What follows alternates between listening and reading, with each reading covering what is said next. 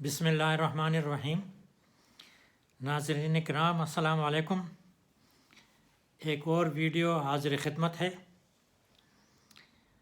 ये अर्ज़ फिर करूँगा कि मेहरबानी करके चैनल को सब्सक्राइब कर दिया करें और दोस्तों वगैरह से भी शेयर कर लिया करें, मेहरबानी होगी। ये वीडियो मेरी एक आदत के मुतालिक है और वो ये है कि मैं पेशावर यूनिवर्सिटी के ज़माने में काफ़ी सोशल था। लोगों से मिलना मिलाना मेरा शगफ़ था। ख़ासकर अगर कोई यूनिवर्सिटी में कोई बंदा ऐसे आता या आते जिनको किसी किस्म की इंफॉर्मेशन की ज़रूरत होती या हेल्प की ज़रूरत होती तो मैं बखुशी उनकी हेल्प किया करता था। और चूँकि डिपार्टमेंट्स में वहाँ पे इंफॉर्मेशन काउंटर नहीं होते थे और अब भी शायद नहीं है, सिर्फ यूनिवर्सिटी के मेन एडमिनिस्ट्रेशन बिल्डिंग में एक इंफॉर्मेशन डेस्क हुआ करता था। तो डिपार्टमेंट्स में जो लोग आते थे उनको पूछ कुछ करके कहीं अपना जो भी इंफॉर्मेशन लेनी होती थी इसी तरह पूछते पूछते जाते थे। मेरी इस आदत का जो वहाँ के ऑफिस बॉयज़ जो उस ज़माने में उनको चपड़ासी कहते थे उनको भी पता था। तो अगर डिपार्टमेंट में इस तरह कोई बंदा आता जो कोई इन्फॉर्मेशन लेते तो वो सीधा उनको लेके मेरे ऑफिस में आ जाते और मुझसे वो पूछते और मैं कोशिश करता कि उनको बताऊं। एक दफ़ा मैं बरामदे में जा रहा था कि दो आदमी सीढ़ियों से चढ़कर ऊपर आए। मैं सामने खड़ा था। मैंने देखा कि ये कोई बाहर से आए हैं। उन्होंने सलाम किया और मुझे कहा कि हम कुछ इन्फॉर्मेशन लेना चाहते हैं और हमें कुछ मदद की ज़रूरत है, तो इस सिलसिले में हम किस से मिलें। मैंने कहा आप आएँ, जो भी आपको मदद की ज़रूरत हो और जो इन्फॉर्मेशन हो मैं कोशिश करूँगा कि आपको प्रोवाइड करूँ। उनको मैं ऑफ़िस में ले आया। मैंने चाय भी उनके लिए मंगवाई। तो मैंने कहा फ़रमाएं क्या चीज़, क्या इन्फॉर्मेशन आपको चाहिए। उसने कहा हम रावलपिंडी से आए हैं और आपको पता है कि रावलपिंडी में टीवी स्टेशन कायम हो गया है। मैंने कहा उसके नशरियात तो यहाँ भी आते हैं, ब्लैक एंड वाइट था उस ज़माने में। कहते हैं हाँ उसी सिलसिले में हम आए हैं। हम वहाँ पश्तो का एक प्रोग्राम शुरू करना चाहते हैं क्योंकि यहाँ के लोग भी सूबा सरहद के लोग भी देखते हैं, तो एक प्रोग्राम पश्तो का होना चाहिए। तो एक प्रोग्राम जो इस वक्त हम शुरू कर रहे हैं उसमें एक पार्ट ये भी होगा क्वेश्चन एंड आंसर, जिसके लिए हम कॉलेजेस और यूनिवर्सिटी के स्टूडेंट्स को बुलाएंगे और मुख्तलिफ़ मौज़ूआत के क्वेश्चन उससे पूछेंगे। तो उसमें एक जो सब्जेक्ट होगा या एक जो फॉर्मेट होगा वो ये है कि मुख्तलिफ़ मौज़ूआत पर मसलन स्पोर्ट्स, जनरल नॉलेज, रिलीजन और इसी तरह साइंस के मुतालिक भी सवालात पूछे जाएंगे। तो हम इसलिए आए कि यहाँ से इस किस्म के लोगों को हम देखें और उनसे बातचीत करें जो इस किस्म के क्वेश्चन हमें लिख कर दें। तो इधर जो आए ये साइंस के डिपार्टमेंट्स हैं, तो हमें ऐसा बंदा चाहिए जो साइंस के क्वेश्चंस हमें लिख कर दे और उनके जवाबात भी लिख कर दे, ताकि फिर प्रोग्राम के दौरान हम वो क्वेश्चन वहाँ पे रखें और स्टूडेंट्स से वो क्वेश्चन पूछें और फिर उनका सही जवाब भी हमारे पास मौजूद हो, ताकि हमें पता चले कि सही जवाब है कि नहीं है। तो ऐसा कोई बंदा हो जो हमें ये सवाल लिख कर दें। मैंने कहा साइंस इन जनरल या सिर्फ जियोलॉजी के मुतालिक। कहता नहीं, इन जनरल, जिस किस्म के भी साइंस से मुतालिक क्वेश्चंस हों। तो मैंने कहा कि ये काम तो मैं भी कर लूँगा, कोई मुश्किल काम तो नहीं है। कहते अगर आप कर सकते हैं तो बहुत अच्छी बात है। मैंने कहा मैं कर लूँगा। कितने सवाल चाहिए आपको, कितने? तो उन्होंने कहा कि हमें कम से कम 50 सवालात चाहिए और उनके जवाबात भी साथ हों। باقی جو چیزیں ہیں وہ تو اور لوگ لکھ کے دیں گے، اسپورٹس کے متعلق یا ریلیجن کے متعلق وہ اور لوگ ہم نے دیکھے ہیں، کچھ دیکھ رہے ہیں، وہ لکھ کے دیں۔ میں نے کہا سائنس کے متعلق آپ بے فکر رہیں، میں آپ کو 50 سوالات لکھ کے دے دوں گا۔ انہوں نے کہا ہم 3 دن تک ادھر ہیں، تو کل نہیں پرسوں اگر ہم آ جائیں تو ہمیں سوالات مل جائیں گے۔ میں نے کہا بالکل، آپ پرسوں آ جائیں، مجھ سے 50 سوالات لے دیں، میں دے دوں گا۔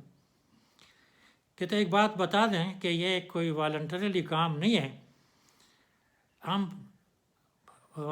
اس کا معاوضہ دیں گے، لیکن معاوضہ جو آپ 50 لکھیں گے، آپ کے 50 کویسچن کا معاوضہ نہیں ملے گا، بلکہ جو کویسچن بھی وہاں پوچھے جائیں اس حساب سے فی کویسچن 5 روپے ہم دیتے ہیں، جو کہ اپرووڈ ہے۔ لیکن جو کویسچن بچ گئے وہ اگلی دفعہ پروگرام میں شامل ہو گئے تو پھر اس کے علیحدہ دیں گے، نہ ہوئے تو بس پھر وہ ضائع ہو گئے، اس کے پیسے نہیں ملیں گے۔ میں نے کہا نہیں، مجھے کسی کویسچن کا بھی پیسے نہ دیں، میں مفت میں لکھ کے دے دوں گا۔ انہوں نے کہا نہیں، وہ تو پالیسی نہیں ہے ہمارے ڈپارٹمنٹ کی، جتنے بھی کویسچن آپ کے نکل گئے وہاں پروگرام میں آپ کو اس کے پیسوں کا چیک مل جائے گا۔ میں نے کہا ٹھیک ہے۔ تیسرے دن وہ آئے، میں نے کویسچن تیار کیے ہوئے تھے، کیمسٹری کے بھی، جیالوجی کے بھی، فزکس کے بھی، اسی طرح زوالوجی اور باٹنی کے بھی، جو کہ میرا اس کا بھی علم تھا کیونکہ میں نے F S C pre medical pass کیا تھا۔ تو وہ ساری چیزیں لکھ کے میں نے 50 کویسچن دیے، بٹھایا، پھر بھی میں نے چائے وائے پلائی، وہ چلے گئے۔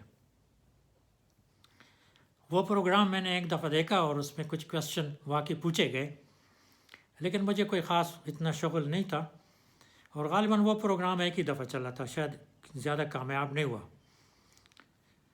تو بس میں وہ بھول بھال گیا۔ کچھ 2-2.5 مہینے بعد یا 3 مہینے بعد میں آفس میں بیٹھا ہوا تھا، تو وہی آفس بوائے یعنی سو کال چپڑاسی ایک 2 خطوط لے کے میرے پاس آیا اور وہ مجھے اس نے دے دی۔ ایک خط جو میں نے کھولا تو وہی چیک آیا تھا راول پنڈی سے، ٹیلی ویژن کی طرف سے، اور ان کویسچن کا جو اماؤنٹ تھا اس کا ڈرافٹ تھا اس میں۔ اب صحیح مجھے یاد نہیں ہے کہ کتنے بھی تھے پیسے، لیکن یہ میرے لیے بڑی خوشی تھی، اور ایکسٹرا پیسے مل گئے، میں بڑا خوش ہو گیا کہ چلو ٹھیک ہے۔ میرے خیال میں کچھ اس وقت تنخواہی میری 270 روپے تھی، تو وہ کچھ 100 کے قریب تھے۔ میں نے کہا چلو جو بھی ہے ٹھیک ہے، مفت آ گئے۔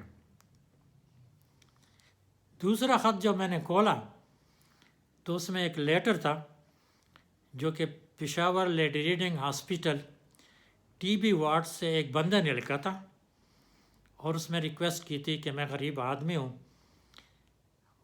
میں